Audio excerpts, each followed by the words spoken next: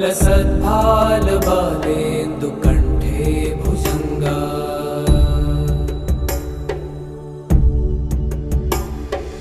चलत्कुण्डलं भ्रूसुनेत्रं विशालं प्रसन्नाननं नीलकण्ठं दयालं मृगाधीशचर्माम्बरं मुण्डमालं प्रियं शङ्करं सर्वनाथं भजामि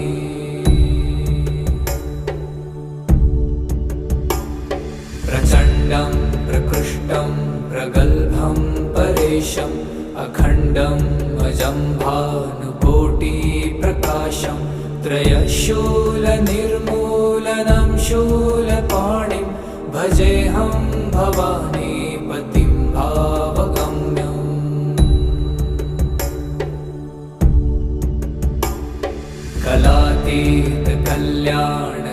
कलातीतकल्याणकल्पान्तकारी सदा सज्जनानन्ददाता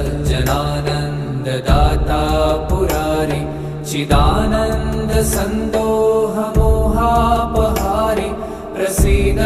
प्रसीद प्रभो मन्मथारी